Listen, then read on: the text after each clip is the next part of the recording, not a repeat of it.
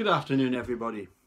Back again today to talk about one of my favourite subjects, and that is film and cinema. And I'm going to do my 25 favourite films. With caution, I've offered Eric Jose, invited him to do likewise. Although obviously with caution, because the last time we did our top 25, it resulted in one of the biggest arguments I think I've ever had with anybody, and not only the biggest argument but also the longest running. So anyway, I'll give it a go and see where we get. Okay. So these are my top 25, and they're in no particular order except I would say the top 5 or 6. Yeah, certainly the top 5 are in their correct order. Everything else is not necessarily in this particular order. Okay, so at number 25, I'm not a huge fan of Tom Hanks, but I must admit I do like Forrest Gump. When my two kids were at school, one of the things they did was watch Forrest Gump in their history lesson, because it actually covers quite a lot of American history, and is quite good in that respect. Film I've mentioned before, The Good, the Bad and the Piano Teacher, The Good, the Bad and the Ugly, the Clint Eastwood film. At number 23, I've got the film about Ian Dury called Sex and Drugs and Rock and Roll. Number 22, always laugh at Spinal Tap, particularly when he's talking about the Marshall amplifiers. All the other amplifiers that they use for the guitars goes up to 10, Marshall goes up to 11, so you get more volume out of it, you know. At 22, I've got quite a few Brad Pitt films. So at 21, Meet Joe Brown. A film I did really like was God's Pocket. Number 19, the great Monty Python parody, The Life of Brian, which there are just so many scenes in that one, isn't there? You know, I'm not going to quote some of them, but there's some good ones. Number 18, a wee tribute to Mark over there in Australia. Thanks again for the t-shirt. I'll be wearing that at some future hookup. But at number 18, a great film, Priscilla, Queen of the Desert. You must watch that at some time. Very, very, very good and funny. Number 17, Shrek, obviously. I just love Shrek. I often use lines from it. You know, like, that'll do, donkey, that'll do. Number 16, Withnail and I.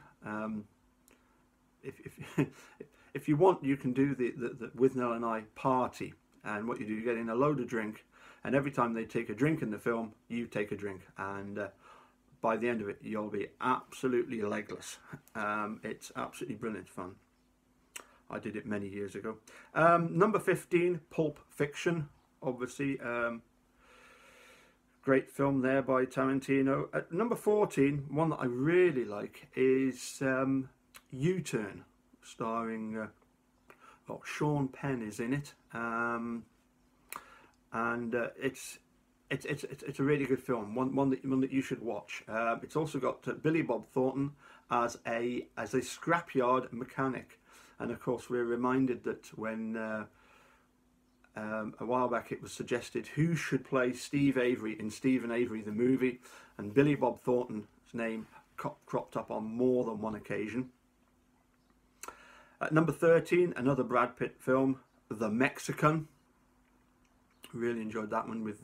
I don't really like any film with Julia Roberts in, but in that one she was very, very good. And Gandolfini was in it as well, and he was very funny. Another Brad Pitt film at number 11, Killing Them Softly. Very sinister, very good film. I really enjoyed it, although it was, you know, at times it was quite, you know, definitely an 18. Let's put it that way, you know. Number 10, classic British film with Michael Caine, Get Carter. If you've never watched Get Carter, make sure you watch it at some point, because it's an absolutely brilliant film. Um, some of the scenes are quite funny, but some of them are quite dark and sinister. And it's interesting how people in Newcastle really like the film because it really put the sort of Geordie landscape on the map, as it were. At number 9, another Brad Pitt film from the Coen brothers, Burn After Reading. That'll definitely have you in stitches, and the character that Brad Pitt plays is very, very good. Number 8, another classic Michael Caine movie, The Italian Job, with those minis driving around Rome. Fantastic. At number 7, a film called The Prestige with Christian Bale, Hugh Jackman, and David Bowie plays the part of Nicholas Tesla. It's very, very good. So at number 6, I just love this film. It's very, very funny and very heartwarming. Napoleon Dynamite. At number 5, Trainspotting. Eric Ozee would admit that he finds that film difficult to watch. I quite agree. When my kids were just starting high school, I made them sit and watch it, and sort of basically try and learn from the mistakes that Renton and Sick Boy and Begbie and everybody else and Spud were making. At number 4, a brilliant dark comedy called In Bruges. A definite must-see. Number 3, another film with Brad Pitt in it, but it's got Jason Statham as well and a few other big names, and it's called Snatch, and it's got that line where Bricktop says, "Do you know what Nemesis means?" At number 2, again, this is another Coen brothers film, absolutely fantastic.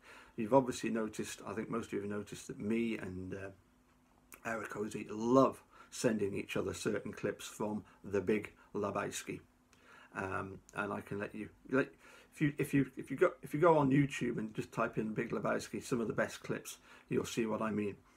Which means that at number 1, this film is a 10-hour epic and is without doubt the greatest film that there has ever been. It's in 10-hour-long parts. It's called Making a Murderer.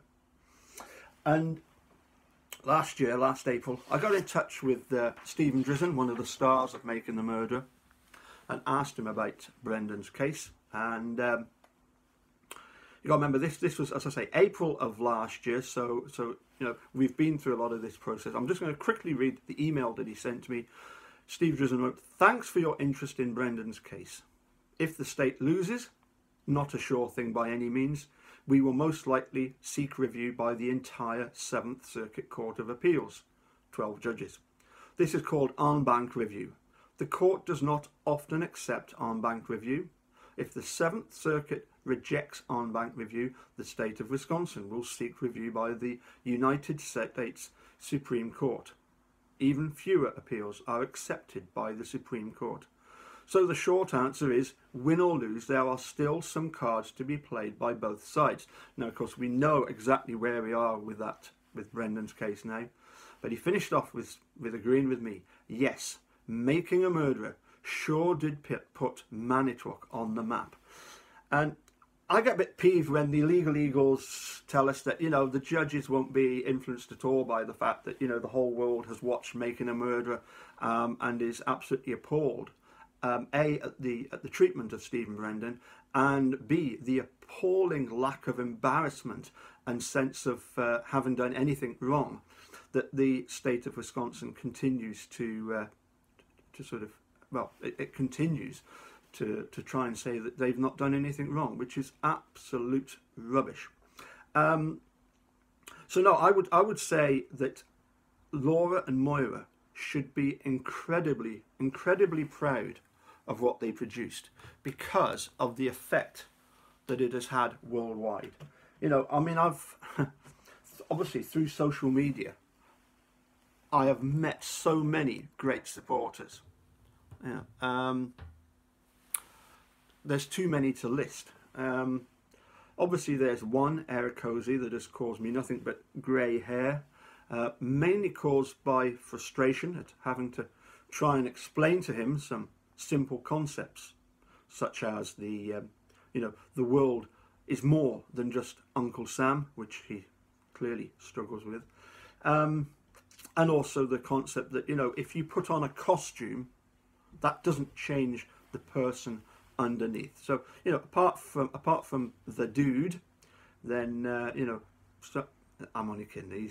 He is without doubt one of the greatest people I've met, and I would say that even before you consider what he's done for Stephen Brendan's case, you know, there's aspects to him that go far deeper than simply his efforts towards making a murderer. So there you go. Over to you, dude. See what you can come up with. I suspect it'll be stuff like The Simpsons and the Rugrats movie and SpongeBob SquarePants and stuff like that. You know, I just looked up a load of kids' movies, and that's what came up. So I assume that's what we're going to get from Eric Cosey. Okay, catch you soon. Bye for now.